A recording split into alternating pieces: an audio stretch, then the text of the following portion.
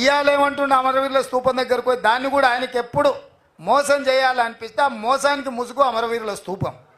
దాన్ని వెనకాల దాచుకొని అబద్ధాలు చెప్తాడు. ఇన్ని రోజులు ఎప్పుడైనా అమరవీరుల స్తూపం కాడిపోయిందా?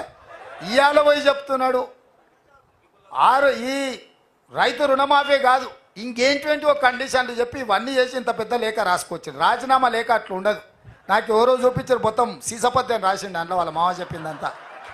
రాజీనామా లేఖ ప్రిస్క్రైబ్డ్ ఫార్మెట్లో స్పీకర్ గారు ఒక ఫార్మెట్ ఇస్తాడు.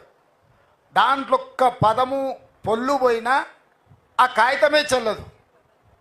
మళ్ళీ ఈయన సీసపద్యం అంతా రాసుకోవచ్చండి. సీసపద్యం రాజీనామా పత్రం చెల్తుందా? పెద్ద తెలివి అనుకుంటుండే ఆయన. తాటి చెట్టు లెక్క పెరుగుతే కాదు నాయన, మోకాళ్ళలో కాదు అరికాళ్ళకు పోయినట్టు నీ తెలివితేటలు హరీష్ రావు. ఇప్పుడు కూడా నేను చెప్తున్నా హరీష్ రావు, నీ సవాల్ను స్పష్టంగా మేము స్వీకరిస్తున్నాం. 15 ఆగస్టు లోపల 2 లక్షల